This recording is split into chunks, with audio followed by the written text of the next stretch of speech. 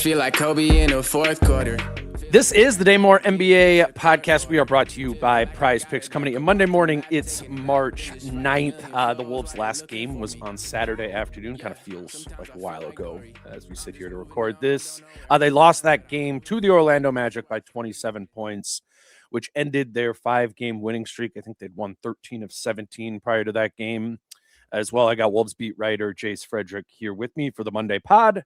I think we're going to talk about some specifics from that loss to Orlando, some themes, and then also some just like bigger picture themes from over the course of the winning streak. I'm kind of in this, I think, post-trade deadline window of time we've had here. But yeah, happy Monday, Jace. How are you? Hey, good, man. 3 days without a game? Two. Yeah, I just can't count. But it feels like weird. Yeah, it is. You go afternoon game and then so no evening game Saturday, no game Sunday, Monday. It feels like mini vacation almost. I know, it's weird. Yeah, I'll take it. I think the Wolves will take it. Everybody would take it. I was sitting down this morning. I'm like, okay, podcast. What happened in that game? Right, again? Right. It's literally a day and a half, but it feels so long because the NBA rhythm is just like boom, boom, boom, boom, boom. That any mini break is like Jesus. Yeah, I don't know if it'll be good or bad. I mean, I don't know. It's just probably what it is. They're going on the road again here, so it's probably good to have a couple days off. I thought we talked a lot about how that last road trip was really important in defining that Portland, LA, Denver trip. They win all 3 of those games there, but this is another big one for them too. Of like, because you lost this game to Orlando in this fashion, to keep up, with the Joneses in the West, the 3 through 6. They're going to need to take care of business on this trip here as well. I was looking at this morning. There's still the 3, but the 6 is 1 game behind them. So a little break, but a critical time coming up in the schedule for the Wolves for sure. It's absolutely one of those where, especially given Denver's health and then just like who the Lakers and Rockets are, I certainly look at the West and think the Wolves are the 3rd best team, even just like with some inconsistency this year. But the reality is the Wolves schedule is harder than everybody else's the rest of the way. So like you can be the best team out of those groups, but those teams have more layup wins than Minnesota. Minnesota does not have many left on the schedule. And there are a lot of games with teams like Orlando where it's like, if you don't play well, you're going to lose. Where there have been a lot of games earlier in the season where the team is so bad that you don't play well and you win. So now it's like, it's a big test of this last month. How many times can you play well? Because you need to play well a lot of nights to win these games. So it's an interesting race in that the best team has the hardest schedule out of like the 3 through 7 or whatever. So seeing how many times Minnesota can play well to keep its nose out in front. Anthony Edwards scores 34 points in that game, and that's kind of where I want to start with this idea that you and I were texting about the other night as well. Of like, Ant had a huge game. He had 17 points in the first quarter of I remember looking at the box score at one point. I'm like, oh my God. It was like not the end of the first quarter. Yeah, he didn't play the whole quarter, points. right? Yeah. Right, yeah. Right. But it was one of those where it's like, okay, Ant has 17 and the next highest scoring player has like 4, So I don't mean this at all to be like they got a big punch out of Ant. I don't think this was like an Ant totally sleepwalking through the game type of game. But it brings up this interesting sort of balance that this team requires that Ant kind of needs to navigate of it actually can't just be him.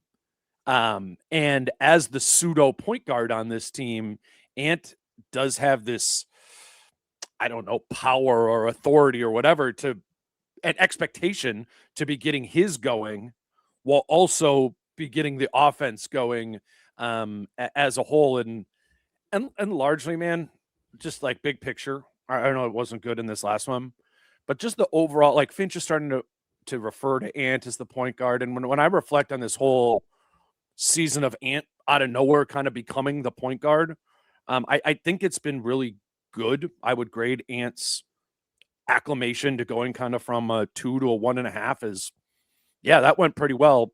But I thought this game was an example of a time where they missed a point guard. And they had Ant doing the superstar 2-guard sort of things, but the rest of the offense wasn't going. And where my head was going at that time during the game was, well, they need something else to sort of stabilize them there, get them into other things so some other offense can happen other than Ant just doing hero ball takeover, what she was making his shots, doing all those sort of things.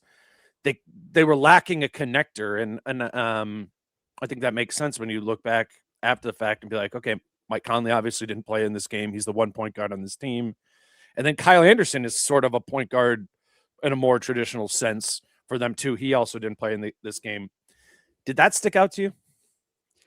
Yeah, I mean, I think the biggest thing is, and it's pretty consistent now, is that Ant, like the hero ball quarters and whatnot, are not a bad thing for Minnesota. They're not. They help them win a lot of games.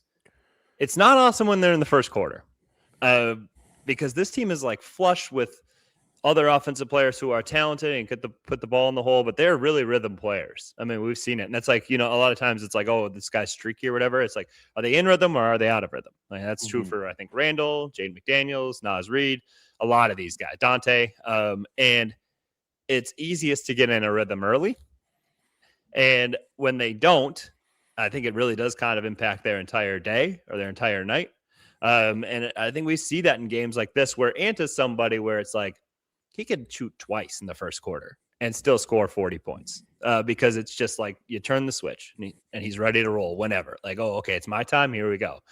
So I think we've seen a pretty good formula for this team this year where it's like a lot of times it'd be like 3 minutes to start the game. They do their actions like opposite side of the floor, like where Ant and Julius are over here and they're over there, where it's like Donte, Rudy, pick and roll type stuff, just to get other people looks, just to get other people involved in the offense. And then you can kind of reverse it from there, where it's a lot tougher to go the other way, where it's like an Ant heater, or even like a Julius heater or whatever, and then try to get everybody else involved later. It just rarely works. And just looking at the numbers that played out in stats, played out in record, I guess we'll just dive into it.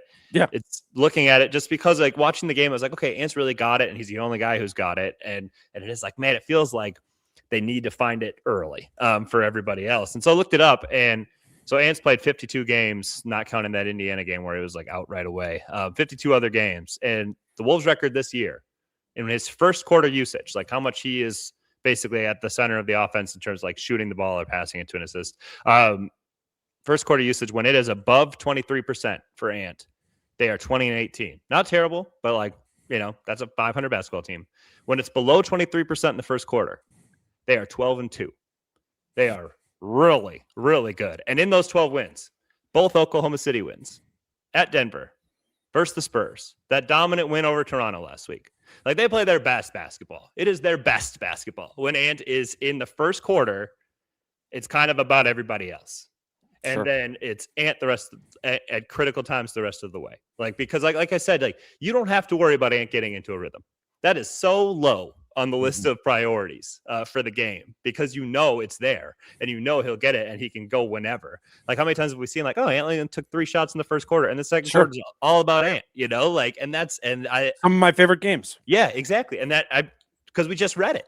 Like, it's all of their best performances. And you want to talk about the opposite? Like, I know we're going to get into this, and that's fine. But you sent me a list of, and we'll get to it later. You sent me a list of their worst losses of the season. And Denver's on that.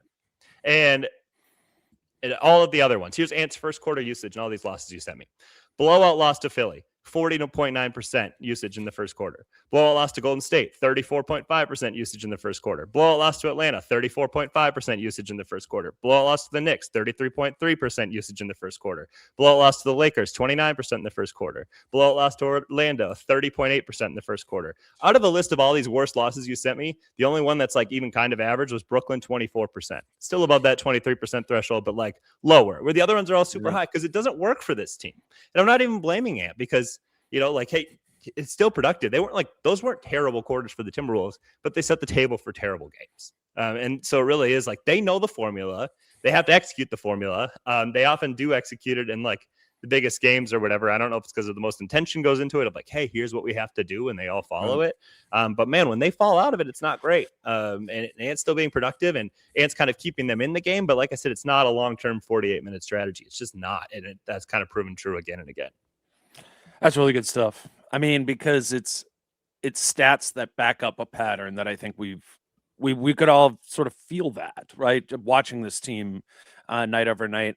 I would take it further than even, and I know the numbers don't split like this, but the first 5 or 6 minutes of the Sure. first quarter, Yeah. you know, and really it is, I think what you're describing this team is yearning for at the beginning of the game is probably one, Julius getting going and you kind of getting into that, like he's playing through an advantage. He's either scoring at will or playmaking because of the way that they're guarding him, or you're just kind of getting some of those actions where, you know, Donte is always taking a couple threes early in the game. Are those going in? Are you getting to those actions? Are you finding Donte? Are they top locking it to take it away? And then you're just devolving into isolation with Ant, you know, like is some other tentacle of this powerful offense outside of like the main driver of it, and is anything else going? You know, do we get Rudy on the short roll here? Mhm. Did somebody find an attack and find Rudy for a lob? Did anything else happen outside of Ant? And like, yeah, man, that is a thing with this team. And again, I point to that's tough for Ant to need to like navigate. Of I like, agree. well, Totally. hold on, like you Yeah. don't want me to score 17. Totally. Like Totally. then that's what I'm saying. It's not on him. It's on Mhm. a point guard. Like that's why you Mhm. need like this person who is orchestrating the offense to be like, yeah, we got that one going. How about one possession off of that, or using Ant, like call a play that is going to use Ant. It's going to draw multiple defenders to Ant, quick swing to Julius or Nas, or whatever, to play off the catch and go. Like my favorite games are when they start with something through Julius in those first 5 or 6 minutes. Then Julius comes out of the game, right? Nas comes in. And then sort of at the end of the first quarter is when you see Ant sort of come in with the barrage. The team starts playing a little bit faster. He steps into one of those semi-transition threes, and Mhm. you're like, okay, you're playing with them, but now Ant just came with like a 5-point haymaker where he hit a three and then he got out and scored at the basket. This team is best offensively when it comes at you in waves. It's just interesting that like, yeah, it's not great when the first wave, I guess. Can't be the Ant tsunami, you know? Yeah, Like, yeah. It can't be the only wave. It can't be. Yeah, that's because when it starts with that, everything else is washed out. You know, like Right. it totally is. And I agree with you on the point guard thing. And obviously, there's nothing you can really do about it now, Right. right? Like this is what it is for the rest of the season, and they can still be really good. It does put a lot on Ant's shoulders of like, hey, that thing that you're best at, we need you to put that on full pause. You know, to start the game, which is like okay.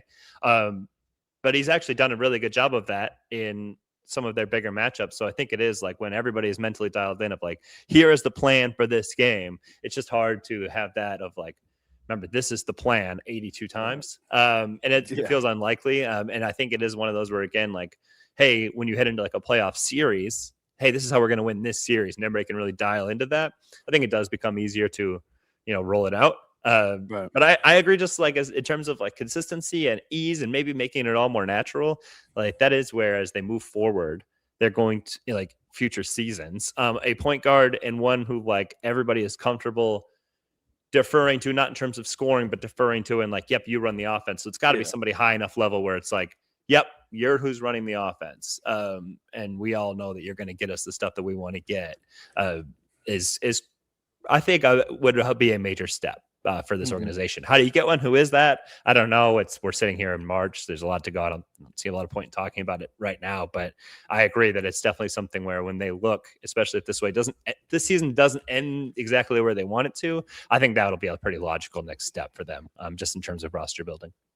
The word in the locker room with the players, or Finch said it afterwards too, just about the offense, completely losing its teeth in that game was, just didn't make shots.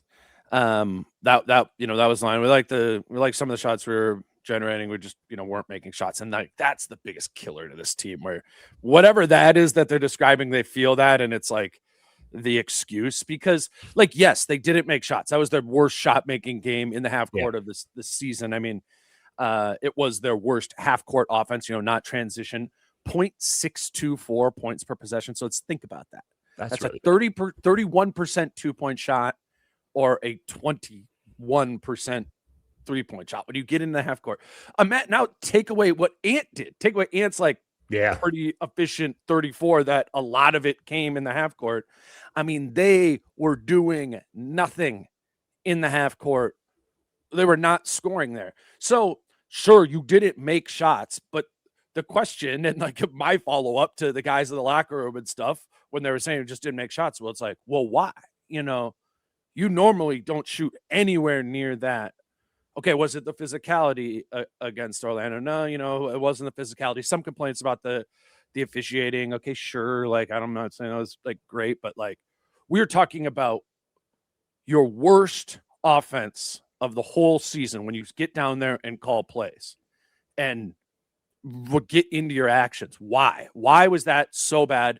Especially given that your star player was rolling, you know, like we could diagnose this, no point guard, you got to get other guys going in the beginning of the game. Whatever. This is not okay. You know, this level of performance at home against a middle of the pack Orlando team. I don't know. We can just chalk it up to it's another one of those bad losses or whatever. But it's like, why? That's what I'm going. Like, why do you? Why when you hit these lows do you crash out? You know? Yeah. And that's the. I think that's just the question they still need to find answers for. It is true. Like, and we talk about this of like when we talk about rhythm players and okay, you got to be cognizant of that and to be cognizant of that. You know, getting guys going early. But I think fault falls on them as well of like, okay, I get you're a rhythm player, but it can't be like the first quarter, the first whatever, your start to the day can't determine your entire game, you know, like, right. and I just think like a lot of them are very susceptible to getting in a bad mental spot. And I don't know if it's confidence, frustration, whatever. And it's very rare for a lot of these guys, for Jaden, Julius, Nas, whatever, to flip the switch later in a game. It's like, it's either bad or it's good, Sure. you know, and there are outliers certainly within that, but it's too much of that. So it's like you got to find something, and maybe that is like a team-wide perspective of like, what is the play that gets this guy the shot that he likes, so we can kind of turn things around. I don't know, but Scripting more at the beginning of the game. That's so they've done that, right? Like, yep. and that's we think is their most successful strategy of where they do script for, you know, like Julius, Donte. A lot of times it's for Donte. Like it's pretty common actually for a Donte 3 to be like their first shot attempt of the game now, and which is purely scripting the action.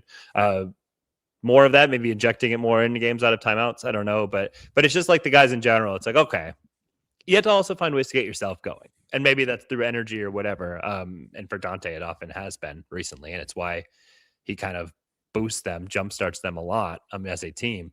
But it's on guys, I think, too. Like, how do you get yourself going? You know, because it's not all going to line up exactly right for you. You're not going to be like, great, this game, these first 10 minutes went exactly how I wanted, and now I'm ready to go. Be more adaptable. I mean, that's kind of a challenge for all of them. And they didn't do it on Saturday. I will also say, like, when we're going through all these things, like Orlando's middling. I haven't liked Orlando for much this season. Orlando is playing better right now. It's just noteworthy. And I get it. You shouldn't lose, but you shouldn't get blown up by anybody. But Orlando's won 4 games in a row now, I think. When after Suggs last night. plays, they're good. Yeah, right. They drubbed Milwaukee. I know Milwaukee sucks, but that was like a 30-point win last night. They're playing really well. And I get it. Like, doesn't mean you should lose by 20 to them at home, but you know, you look at like the Brooklyn loss. It's like, well, Brooklyn was actually one of the best teams in the NBA in December. You'll never remember that when you look back on it. But so a lot of this is like, that team stinks. It's like, well, they didn't stink at the time, but that doesn't excuse getting blown out, obviously. Today's show is brought to you by Treasure Island Resort and Casino. And this Sunday, March 15th, the Timberwolves are hosting a watch party at Treasure Island for Wolves Thunder. Marnie Gellner will be hosting the watch party, doing giveaways during the commercial breaks of the game. And then after the game, Chris Hine and I will be doing a live show. This is a noon game on Sunday, so we're hoping you are able to spend the day with us. We'll be there at 11 a.m. There's a Bloody Mary bar, and there is free breakfast being served from 11 to noon in the Parlay Lounge. And then a little bit before noon, the watch party will take over the Parlay Lounge. That's when Marnie will come on, and they'll be doing those giveaways. And then after the game, that's when Chris and I show up about 3 p.m. Chris and I will take the stage and do the show. I'll keep reminding you over the course of the week, but we're hoping you can block off your Sunday, March 15th, to come out and watch Wolves Thunder with us at the Parlay Lounge at Treasure Island Resort and Casino. That's Treasure Island, March 15th at noon. Hope to see you there. Visit TICasino.com for more details.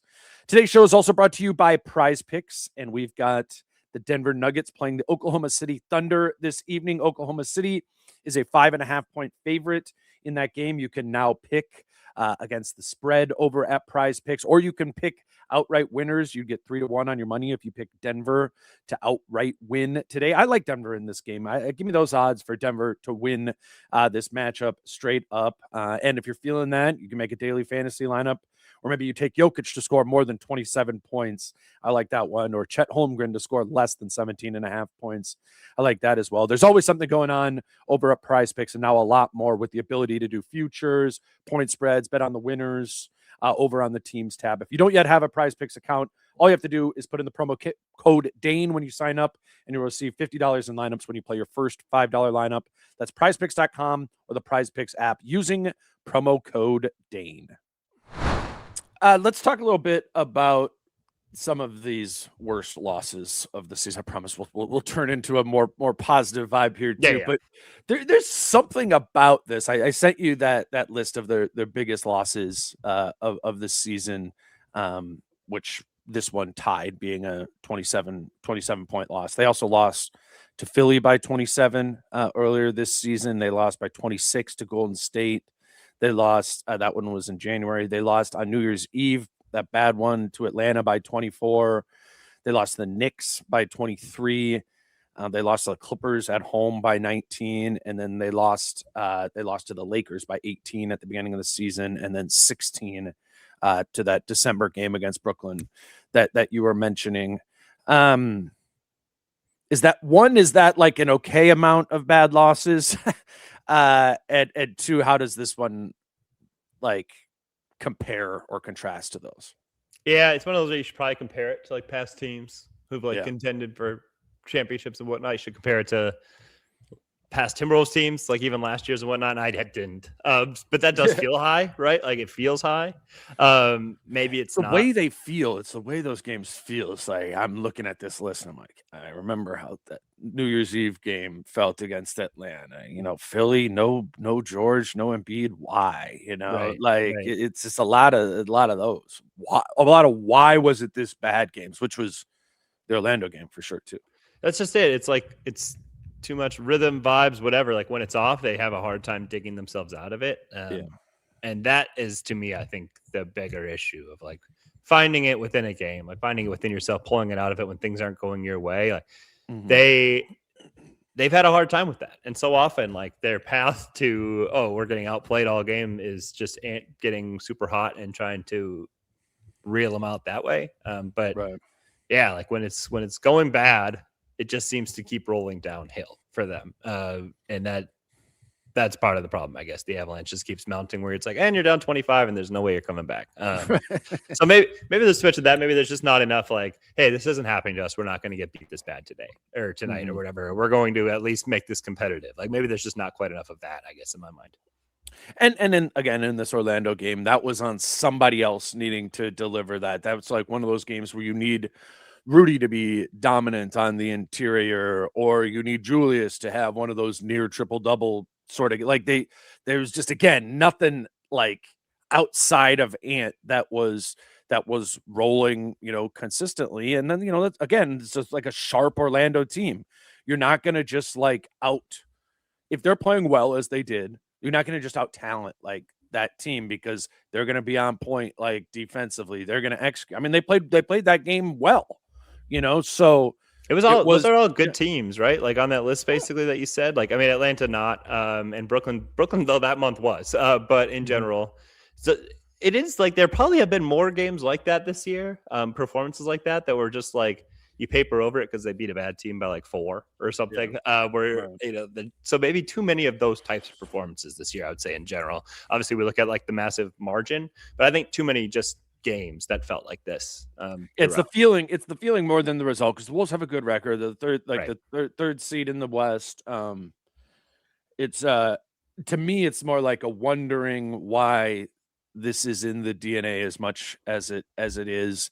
And to be fair too, we could make a list like this for a lot of the other the other teams in the league, but it's still, I'm still feeling something there that feels a little out of line with these type of losses. And that's how I've been at all those games. Like you feel it in the third quarter, like of what? Okay. It's just like, there's been a lot of those where like media row, it just gets a little more quiet. We're like, all right, well, this is a loss. Like, they lost to Golden State. Like, I don't know. It's a disappointing thing to be in their DNA, or I thought it was disappointing to have like no recourse. I thought that's what was frustrating in that game. It's like, why is there nothing else here other than Ant scoring 34, which we discussed. On a more positive note, I was just doing the thing that I do before we do an episode, and I'm going reading your articles, going through your tweets. And, you had one that was just like, Donte DiVincenzo's looking a lot like the New York Knicks version of Donte DiVincenzo. And I think it's kind of one of those things that shows up maybe over larger sample sizes of time, where you see it in like the numbers or net ratings or whatever. But you also kind of just like, as I think of it, just in my mind, right, of like the last 20 games, what did Donte DiVincenzo do? And I was like, well, he was like consistent doing his Donte DiVincenzo things. Again, not like going to be able to take over a game for you. And, Ant's having an off night, Dante's going to juice up the usage and score 28. It's none of that. It's like the consistency of approach and fulfilling his role very consistently of being, the fifth starter on this team. And that's what the Knicks version of Donte DiVincenzo looked like. It was like, this is a guy who's coming off the bench, who feels too good for that. I know he started for the Knicks some there too. I don't remember exactly what that was like. All the way down the stretch, I think. Yeah, I think you're right. But it was got hurt. One of those guys who felt like, this is a starter. This is a starter. And I don't know if at all points of last season, Donte DiVincenzo necessarily felt like that for this Timberwolves team, like a starter. He has, he has the numbers prove it out of when he's been off the floor versus when he's been off the floor has been, astounding. What would you like if somebody hasn't watched the Wolves for like much this season or for the past 20 games? How would you describe what Donte DiVincenzo is doing and how it's starting to feel like it had that value from New York? Yeah, I think for me, it's everything that the team needs him to do. And so often it is like that spark plug defensive stuff, that spark plug effort stuff that would be like, oh, who's going to bring that? Who's going to do that type of stuff? Who is like their little things guy? And it was always my point last season of 8 starters is great, but like who's like the energy person or whatever. And you can have some of that this year as well. And Donte is just bringing that all the time. And he's bringing it like quarter against Toronto. It was like slow start and Donte kind of got it going with some energy and hustle. And then, the shooting, he's obviously providing a bunch of that. And then it's like playmaking. Like this guy's putting up assist numbers that just don't really they're not what you would think that he would often do, just given the type of player he is. But that's what I found most impressive about him, because when I tweeted that and then I looked back and I'm like, does this kind of mimic what he did in the back half of that season with the Knicks? And the answer is no. Like the efficiency is the same, but it's an entirely different role of he was taking 15 shots a game on that team in the second half of the season. And it's like 10 right now. In the playoffs, it was even more because remember they're getting more and more banged up. And this is a guy who was very consistently putting up 20, 30 points in games. He's just not being asked to do that on this team because of all of the guys they have. So I think what's been amazing about him is he has been so malleable, and it's not like his preference. I get the sense that he would prefer to play the way that he played the second half of the Knicks, where he was a huge part of the offense, like one of the focal points of it. But now it's like, okay, I will be more playmaker, a table setter. I will bring more of the defensive stuff. I will settle for less shots. And he's kind of, I think, what's made a lot of this work, where you almost wonder sometimes like, hey, would it make more sense to find ways to lean into Donte? Just given the fact of like Julius Randle has not been very good for a while now. And Jaden is a little bit more inconsistent. He does have a lot of these real clunkers. Like, is Donte maybe a place where you could find more offense? But so many other guys have that feeling or that want. And Donte has been the one who has almost been willing to step back and be like, you know what? I'll take these open shots and whatnot. The threes, when they come my way, I will find spots in transition. I'll pick my spots, which that's where his efficiency has been amazing to me, is like, it's so like picking your spots within it, and not really necessarily playing within like okay, this is my groove. This is my time right now. He just keeps finding like, okay, this team needs B and C. So I'm going to put A on the back burner, but still capitalize on A whenever those few opportunities present themselves. Like he's been like the definition of a winning player. And yeah, the numbers bear that out, but just like watching him and how he's really made the thing go through a lot of unselfishness in my mind has been pretty cool to see. I think it's interesting to peel back the like, okay, so he was doing more in New York. What was the more? You know, like what is there something else? Is there something untapped here? And his role on the offense from a play finishing standpoint is threes. 75% of Donte DiVincenzo's shots this season are threes. And while you were talking, I was looking it up in New York. It was 69% of his shots, which is still a ton. Like is primarily a 3-point shooter. But he was shooting in New York that final season 15 threes per 100 possessions, which is crazy high volume. I mean, and it's high still, but it's 12, So he was 125% of the 3-point volume there, but he was taking fewer overall threes, as a percentage of his shot distribution. So he was doing more different things with New York there. And I need to go back to watch it or see even if that was more effective. It is interesting that his role on offense, outside of like maybe starting the offense as quote unquote the point guard, maybe if he's bringing it up there, it really is there's nothing much he's doing as an individual scorer outside of shooting threes. And I don't know, maybe that's just right. Maybe that's just what a team that has both Anthony Edwards and Julius Randle needs, is just a shooter, whereas that Knicks team just had Julius Randle. You know what I'm saying? Like didn't even have Julius Randle. Just had Jalen Brunson. Yeah, you're right. Julius Randle was hurt for the whole second half of the season. Yeah. And so I think a lot of it is like license to do what you do as much as you want to do it. Because that's the option. Where like here it is like, even if you have a green light, you just know out there on the court, like I've got to be a little bit muted here because look at all these other guys, and all these guys want shots too. Like, Ant's going to want his shot volume. Julius definitely wants his shot volume. Jaden wants his shot volume. It's like every shot I take, is that taking one away from Jaden? I know we like to try to get Jaden going. And when you're out there with Nas is a big offensive weapon. Like the Knicks, especially as they were like health-wise the back half of that season, they didn't have that. Donte was a major part of it. It's like, oh, you're playing with Josh Hart, Precious Achua. Like, I mean, like all of these guys, OG is like a good player, but he's generally not seeking his own shot. So it's a lot of you, and it's you making it happen. And I think what for Donte is like, you were that on a very good basketball team. And so that to me is what's so impressive is now you go to another, what you do, you're doing that at a high volume leads to something that frankly, like if they didn't get obliterated by injuries, was at least an East Finals team that year. And then you come over to this one, it's like I have to take a step back and finding ways to do that and still like make an impact in different ways. I think it's been cool, but yeah, like he just was empowered, I think, to do more just sheerly because of the roster and did it. And now is just doing it here in a slightly less volume role, but doing it really well still. Yeah, I mean, consistently, and that's the difference from last season. Right. There's just like he knows what he's doing more. They're more aware of what he's doing. I mean, last year it was just clear that Donte DiVincenzo did not exactly, fit. And it's good. I mean, that bench was awesome. Like, I don't want to take away from Donte's season because he was a huge part of one of the best benches in the NBA, but he just seems more in rhythm with just a more of a foundational piece of what this group is. And yeah, I don't know.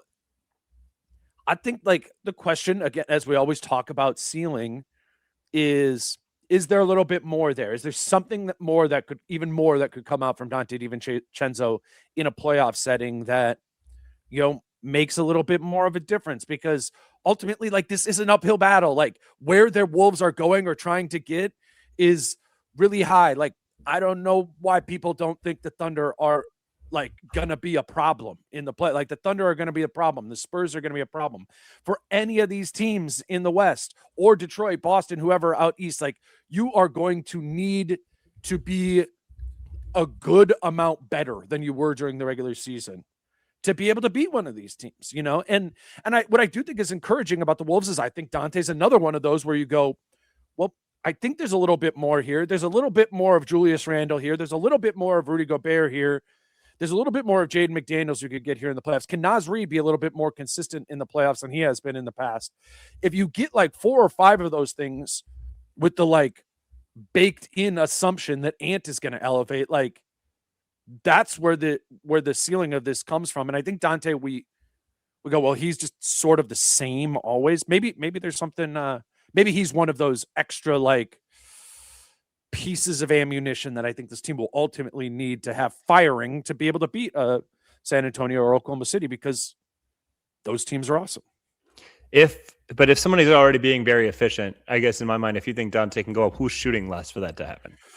Maybe it's just playing more, you know, and maybe it's in the playoffs. There's none of those like, wait, why did Donte only play or take 4 shots in this game? Like some of the maybe rather than these guys getting more in the playoffs, it's like, what are you doing to cut out the worst ones? You know, like what if you cut out the bottom 20 percentile of Julius Randle games and the bottom 20 percentile of Julius Randle and Jaden McDaniel game? Like if you maybe it's not their individual ceilings, it's them all raising their floor of like, none of us are gonna have a shit game in the playoffs, and because of that, our collective odds of winning the series or winning multiple series is up there. But that's fair pushback of like, yeah, I don't know, like, don't necessarily like script way more of the offense to Donte DiVincenzo at the cost of Julius Randle or Jaden McDaniels. But I don't know, man. I still am like statistically a bomb away. Donte 28'3". That doesn't feel good when those miss. But I think part of it is like, you just got to roll with it, man. That's still, you're in the half court and is he going to shoot 33% from really deep? Okay, that's a point per possession. Yeah, like, the only argument back is like the bomb away miss has a really long rebound, and maybe we're heading the other way for 2. Fair. You know, but I agree with you, and I think the biggest thing with the playoffs is it does get a little bit more like preseason-y vibes where you do turn stats off, and now all of a sudden the ball, especially when the team isn't like, the opposing defense isn't great at taking away your plan A. Minnesota, when it can do what it wants to do offensively in the playoffs, tends to move the ball a lot more.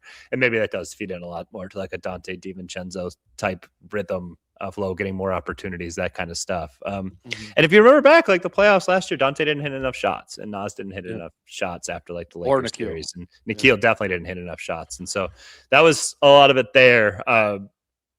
And it is like, okay, can you consistently knock shots down when it's needed most? And Donte really did do that at certain points in the playoffs for the Knicks, and it didn't last year. But if he can play maybe with even a slightly uptick volume, but with this efficiency, then it makes Minnesota a lot more dangerous when things do just tend to bog down, when you do face teams that maybe take better care of the ball in the playoffs. And so it's harder to get out in transition, where this team, like you saw it against Orlando, it really does feel like right now, like what's their offense? It's like half court, it's Anthony Edwards, and everybody else, it's transition. And what happens when the transition dries up? Oh, shut down. Right. So that could come up more. Like you need to find more half court solutions, probably, if you're going to make a deep playoff run. And you know, maybe finding different actions for Donte as a way to get it. But Donte is also good at like, this isn't really a transition opportunity, but I have a spot really early offense, and I'm confident I'm going to make it. And that's 3 free points for you that maybe if you had to go play 15 seconds of offense, you would have gotten. Yeah. I think just last thing on Donte, and I think this is a factor too. We talk about all the numbers, like the dude's a dog. Like, totally needs that. You know what I'm saying? Like he's got the edge, the battle. Like it's the guy who's like, you remember like the Thunder game? I mean, it was definitely a foul, but he goes up and he just like rags all over Shea, and the ball goes out of bounds, and they're going the other way, you know, and the tone is set. And it's like, sometimes you need somebody who's like overly aggressive.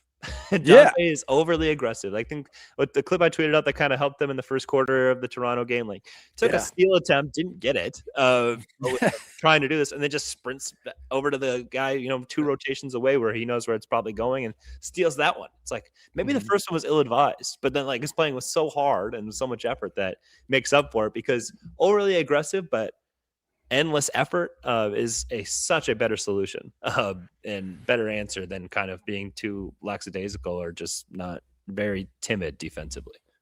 Feels like it's an extremely important currency in today's NBA too. I think the 4 best teams in the NBA right now are the 4 teams that play the hardest. Yeah. Oklahoma City, San Antonio, Detroit, and Boston, in my opinion. And when I'm watching those teams, I go, this is a different level, you know. And Donte will not be out of place in a fight with any of those teams from an effort standpoint. And I mean, and he's won a championship. Like he knows, like he's actually like experienced the level that you need to play at. Wasn't he hurt for that? No, with the Bucks. Oh, okay. I thought he was hurt. That's your team, man. I don't know, maybe the beginning, but I remember him in the finals, right? I don't know, man. I think it's fair to say, still, whatever you look it up. I think that Donte has the experience in the playoffs and that Mike has too, and like these guys that won't play. But I think Donte DiVincenzo in the playoffs, it's not like a startling elevation of physicality or competition or any of that sort of stuff. And frankly, for most of the Wolves, it's not. I don't think who didn't meet the moment last year from that standpoint. Maybe Nas, you would say, but like other than that, did you look it up? Yeah, my computer's being slow. I'm almost there. It doesn't want to open the career playoff log on Basketball Reference. We're trying to get there. Your Basketball Reference is simultaneously like the best thing, but also just like sometimes it just rainbow wheels on you, and you like, why is this ad playing over here in the corner? I don't think he. Okay, wait. 2020. Did he come like back? He came 2021. Yeah, he didn't. He only played. He got hurt in the third game of the first round. But did he play in the finals? No. So he didn't play at all in the finals for that Bucks team. He didn't. They won in 2021, right? He didn't play in. He only played 3 first-round games, and then he didn't play the rest of the playoffs. Wow. He got hurt. All right. I remember that. I remember talking to him about that because then he came back. So he didn't play for that whole playoff run, basically. And then he came back in training camp and was like, how do I fit into this team that just won a championship? Okay. But yeah, that was it. But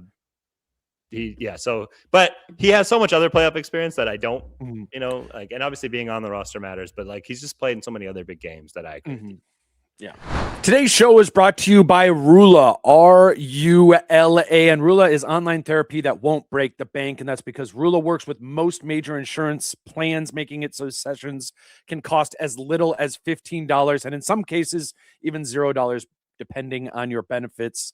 For me personally, I'm really grateful for my experiences with therapy. My experiences have helped me make sense of the things in life that don't really make sense. When we have a lot going on, keeping our heads clear as possible is the best thing we can do for ourselves. I know for me, in hindsight, there are many times in my life where I'm sure seeing a therapist would have helped me get through a difficult time better. But there were barriers to entry then.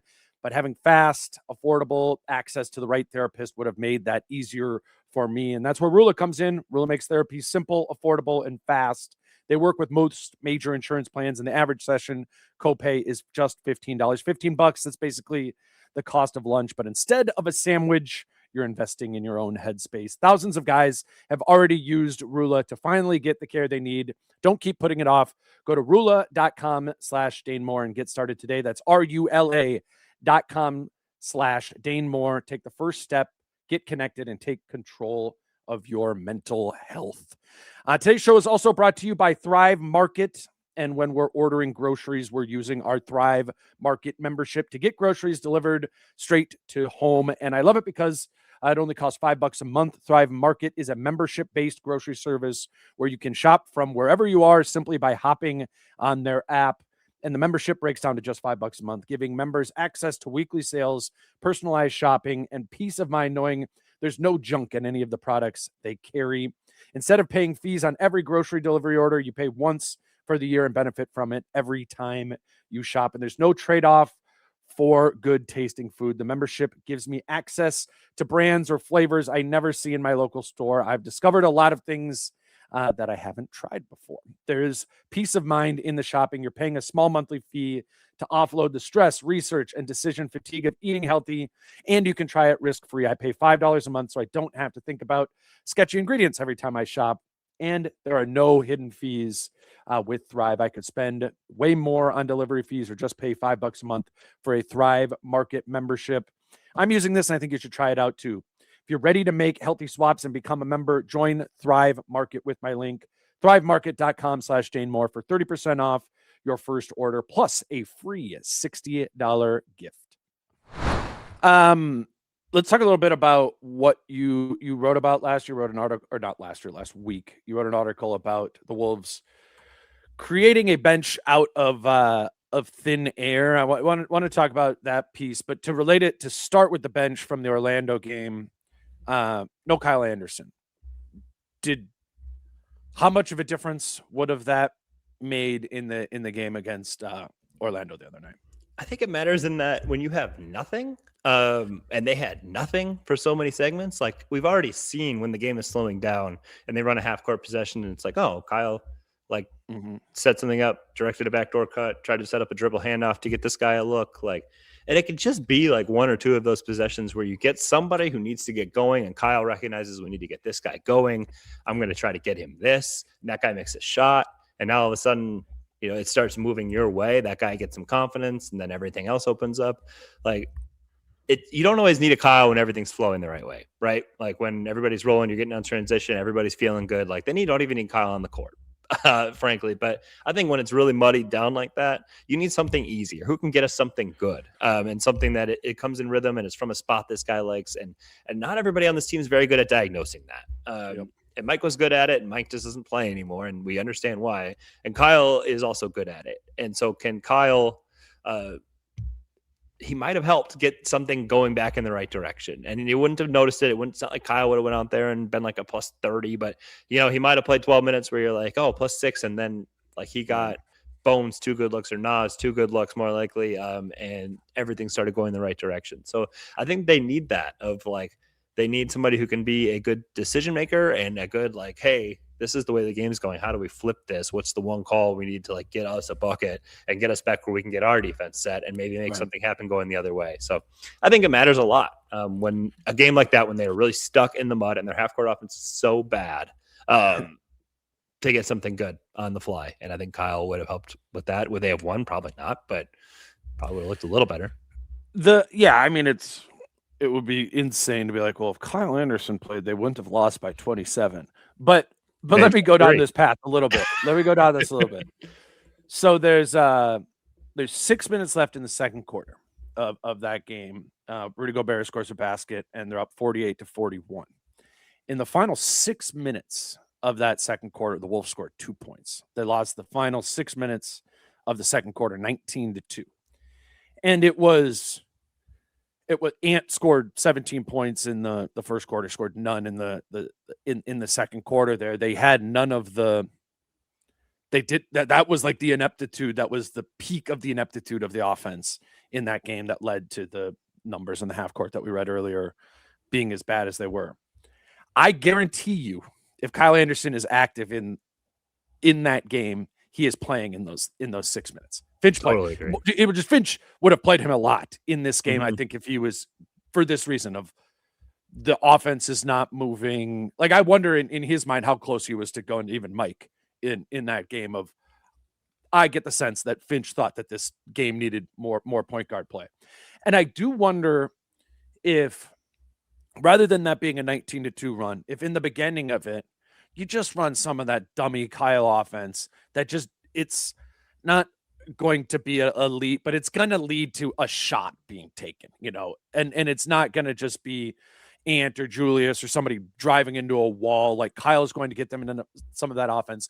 And I wonder if that happens at the beginning of that time, a big, like at the start of the Orlando 19-2 run, like, does this game just go on a different path? And you know, and we've been really optimistic about Kyle, and I get that. And maybe the reality is like, no, it doesn't.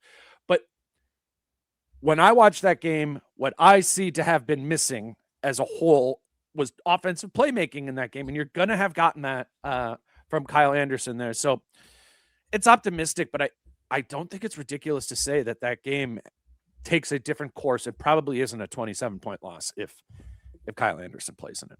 I mean, Anthony Edwards probably scores in the second quarter, you know, like, I mean, just off like a dribble handoff or something to that effect, which he loves getting to. And it's if you have another like willing partner or somebody who's seeking that out, it probably gets him something easier when they 0 for 3 in the second to get him going. Exactly. You know, and so it can oftentimes just be like a play that gets somebody going. We've seen this, like Ant makes one or somebody else makes, or like a Nas makes one, and all of a sudden they're off and running, you know, and it's just, it's almost like breaking the seal. And Kyle or any veteran just knows coming up the court, like, we need to get player X going. They like this action, or this action works for them. Let's run it. And then that player can take it from there. But just in basketball in general, sometimes it just takes one, and it takes an easy one, or it takes their preferred one to get going. And right now, like when Kyle doesn't play, they don't really have anybody on the court who recognizes that. And that I think is part of the reason why when it does go bad, like we talked about those bad losses, why when it goes bad, it goes really bad. Because they don't know how to like stop runs. They don't know how to get themselves into like the easiest thing. And yeah, I know everybody be like, why doesn't the coach just call that play? Because in game, that doesn't really happen that much. Like it maybe out of a timeout for sure. But in the middle, this team just scored 3 straight buckets. How do we settle it down and get one to stop the bleeding? That often is a guy coming up the court with the ball in his hands. So and maybe, and like you said, like, hey, Kyle's impact, I don't want to like overstate it, but I do think in one of those, he's just like super high IQ player who can diagnose the game, not even for himself, but for his teammates. And that was missing. And yeah, they had a lot of other problems. Like I don't think they would have won either way, but yeah, it's an example, I think, of like dating back to the earlier conversation of why sometimes these things go so bad. Right. To create a bench out of thin air, the thinnest of air they pulled Kyle Anderson from, and Bones Highland. Right. And we're talking about them not having a point guard in this game or needing point guard playing. It was a good example of like what Bones can give you and what he can't, because he's not what we're talking about from a traditional playmaker. I'm looking at my notes under Bones from this game early on. It's attacking effectively, was playing functional defense for the most part. Like Bones wasn't playing bad in this game early on, but he isn't what we're talking about that game having needed, because he is Ant. He is an Ant type combo backup guard. It is not the same starts the cycle of the offense. And frankly, Ant even does it more often than Bones does, because they'll put 2 on Ant and that gets the cycle of the offense going, right? Bones they're always guarding straight up. And so what Bones is being asked to do is playing with pace to put you in an advantage situation. But if he gets it in the half court or even like semi, it's just like, I'm just trying to go beat this guy one-on-one, get to the basket. Let's run some pick and roll quick. You know, that kind of stuff.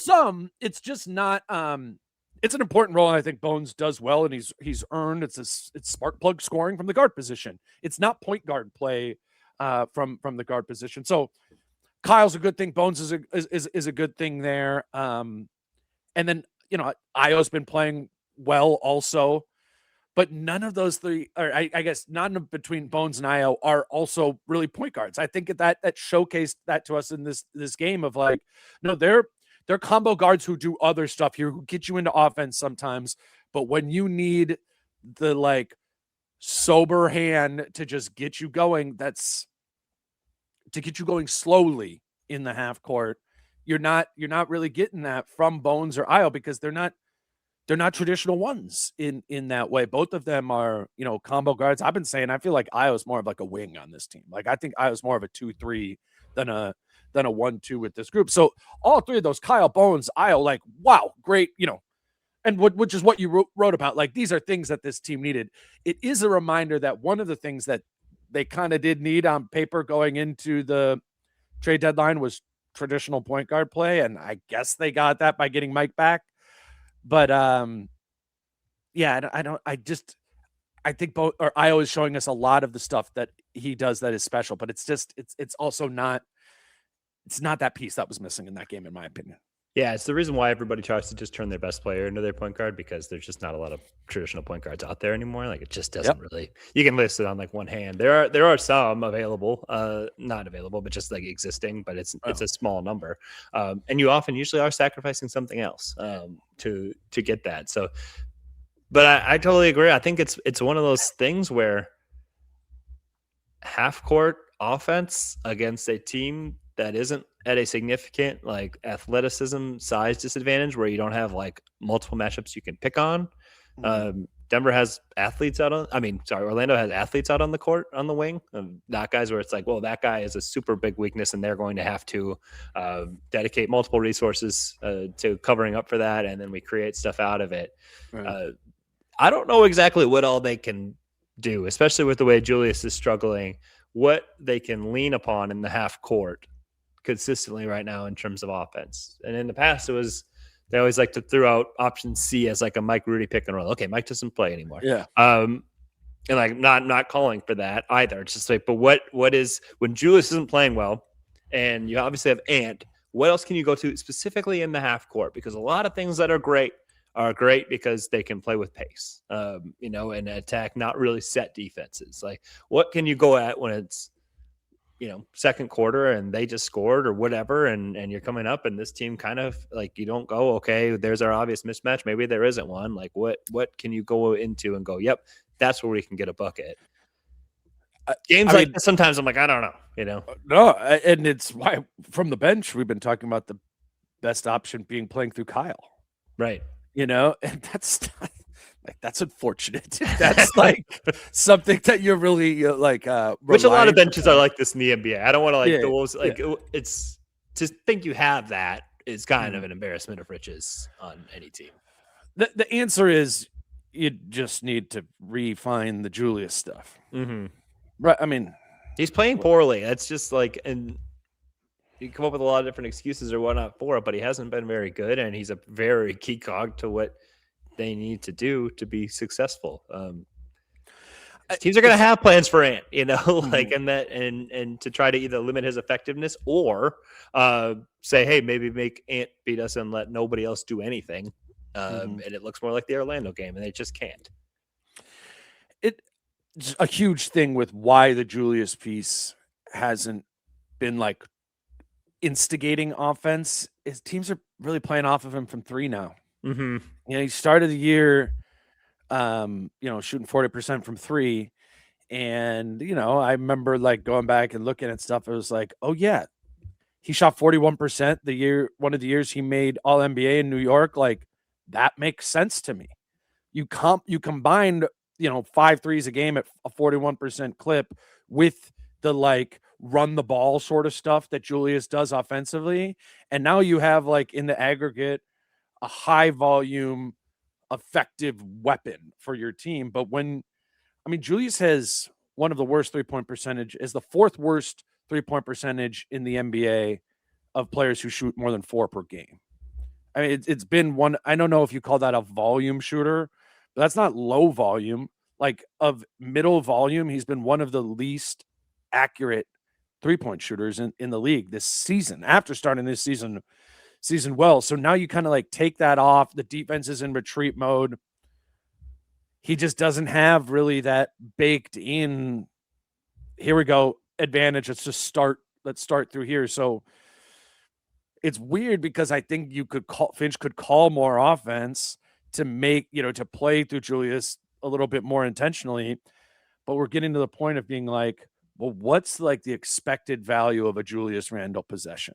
And I don't know, given what we're talking about with the bench and what the state of the roster is, I don't think you can just like shelve the Julius stuff and try to push him into a smaller role. He's the second option on this team, and we can have all the conversations you want about, is he a good enough second option for a championship team? Who else? Who else is number 2? There isn't one, but it's Julius. So he's got to play as such. It's almost like maybe over the next month, Julius finding his 3-point shot is the most important thing for this team. Julius is the most important thing, period, bro. It's his 3-point shot, and they're going to ask him to guard all the good guys in the playoffs.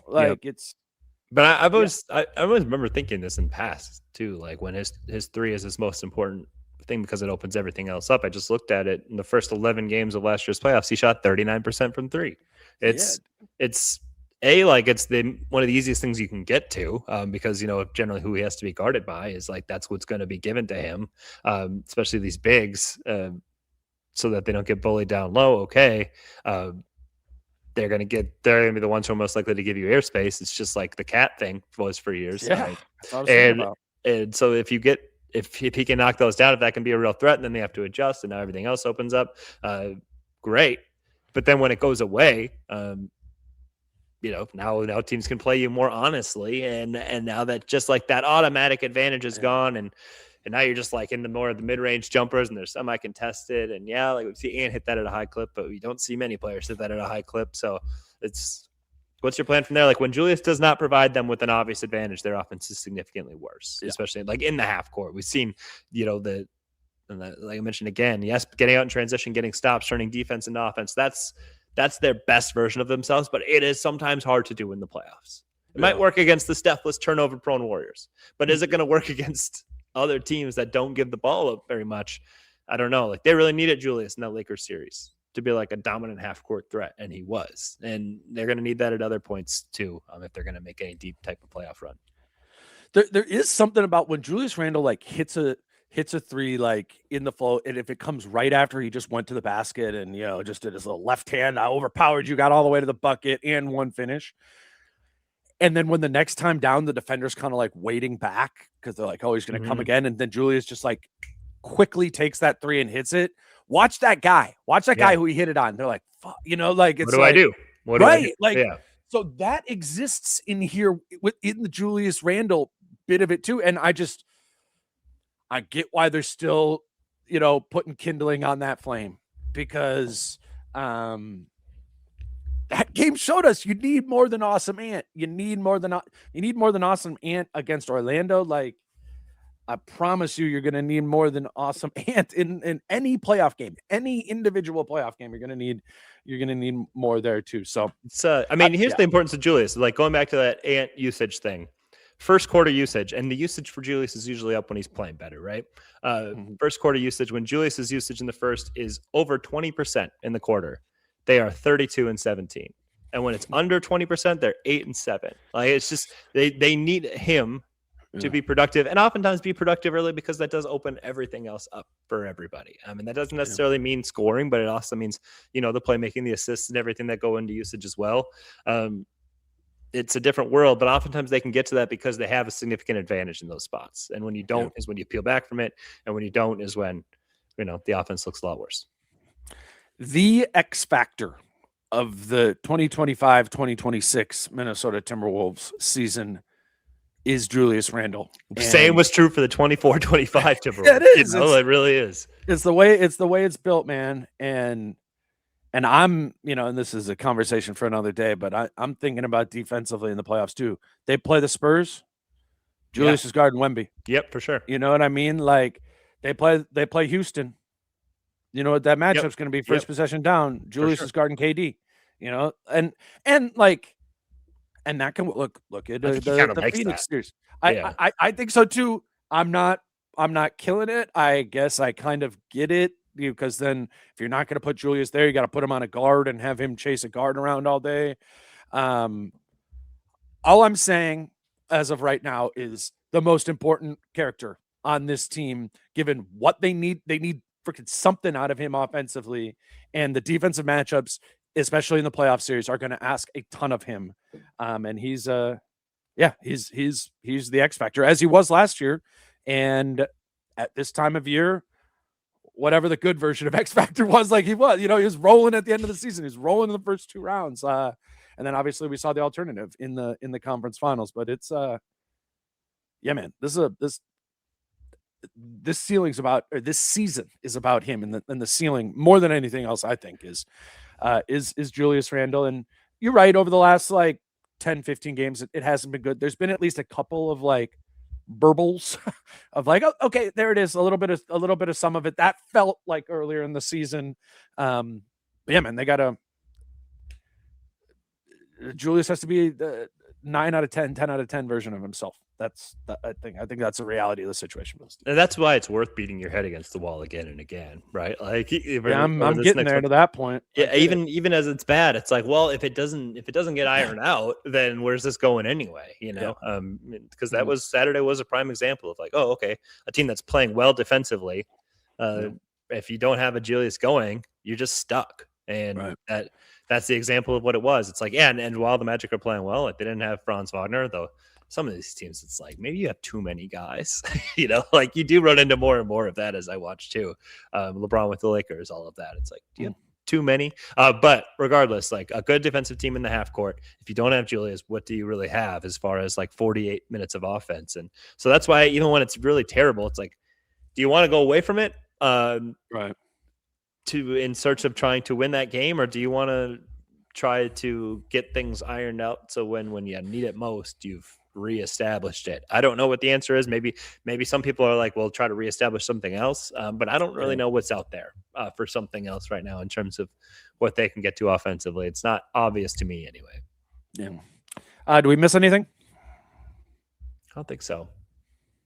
No, I like the piece on the bench. I mean, I guess it's a little bit dated now, and that it's like been a week, and we've like, but they really, the front office really did create a bench out of thin air. That, I mean, that was an issue that we were talking about, throughout the course of the season. We knew that had to be addressed at the trade deadline, and I think that gets good, high remarks. Jace wrote about that over there as well at the Pioneer Press. You guys can be following everything he does and writes there, along with a lot of high school stuff right now. If you want to tap into high school sports writer, Jace Frederick. Seriously though, like, I mean, I do bet a lot of people here who are listening to this are, in Minnesota and following the high school tournament. He's working on that over there at the Pioneer Press, on Twitter at Jace Frederick. And on this show every Monday morning. Appreciate you doing it, man. Thanks, man. Enjoyed it. All right. I think I'm still figuring out which one of the LA games we're going to go do a show right afterwards, but we'll have a couple more this week. Sorry, this episode's coming out a little bit later. Cooper, my producer, is on vacation, so we're kind of giving him the days, and then at nighttime he's gonna publish some of this stuff. But we'll have a couple more episodes this week. Appreciate Jace being here. Until the next episode with Britt. He's Jace. I'm Dane. Peace out. How I'm feeling, man, I hope it never stop, yeah. Green and hot so you can find me in the crowd, yeah. Don't let standards ever bring you down, yeah. Hope you dancing like